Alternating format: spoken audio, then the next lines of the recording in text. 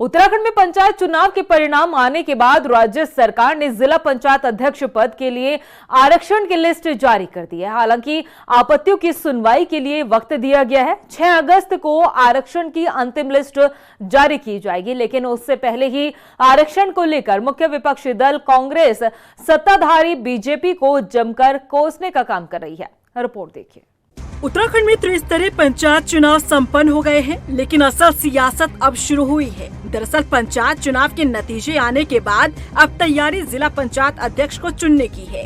राज्य में पंचायती राज विभाग ने जिला पंचायत अध्यक्ष पद के लिए आरक्षण की सूची जारी की है, जिसमें अल्मोड़ा महिला आरक्षित सीट, बागेश्वर महिला आरक्षित सीट, चंपावत सामान्य सीट रखी गई, चमोली सामान्य सीट, देहरादून महिला आरक्षित, नैनीताल सामान्य, पौड़ी गढ़वाल महिला आरक्षित सीट, पिथौरागढ़ अनुसूचित जाति, रुद्रप्रयाग महिला सीट, टिहरी गढ़वाल महिला सीट आरक्षित, उधम सिंह नगर पिछड़ा वर्ग, उत्तरकाशी सामान्य सीट रखी गई है। जारी हुई आरक्षण की लिस्ट में टिहरी, पौड़ी और देहरादून महिला आरक्षित सीट है। ये वही जिले हैं जहां पर ज्यादातर सीट मुख्य विपक्षी दल कांग्रेस के समर्थित प्रत्याशियों के कब्जे में आई।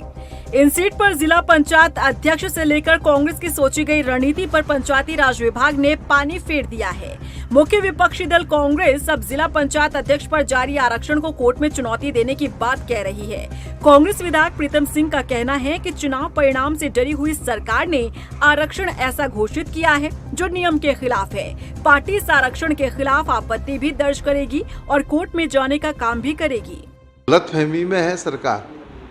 वो सोच रही है कि आरक्षण में बदलाव करके या नियम विरुद्ध आरक्षण करके, संविधान के विपरीत आरक्षण करके, आरक्षण को धत्ता बताते हुए, जस्टिस वर्मा की जो रिपोर्ट है उसको धत्ता बताते हुए जो आरक्षण किया है, वो सोच रहे हैं कि हम आरक्षण जीत जाएंगे।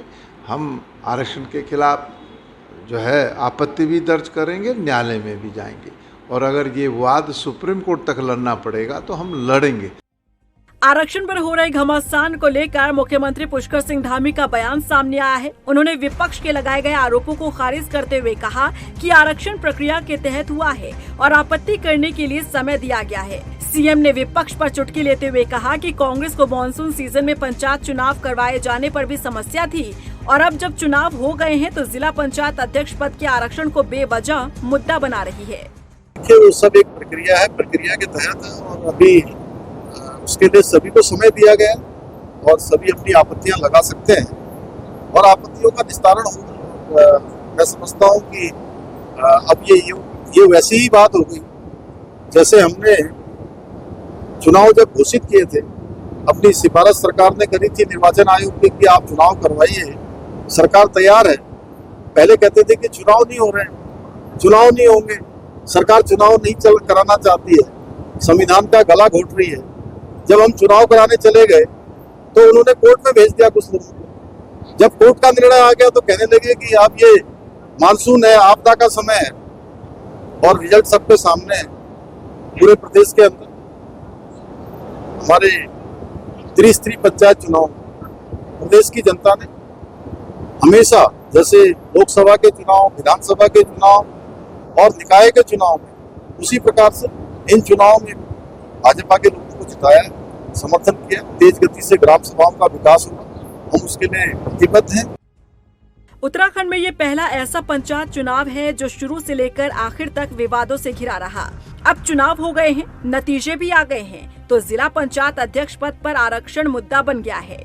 ऐसे में देखना होगा कि कांग्रेस के लगाए गए आरोप कितने सही हैं। कोर्ट में मामला पहुंचने के बाद फैसला किसके पक्ष में आता है। रफ्तार मीडिया के लिए देहरादून से सुशांत सिंह के साथ ब्यूरो रिपोर्ट।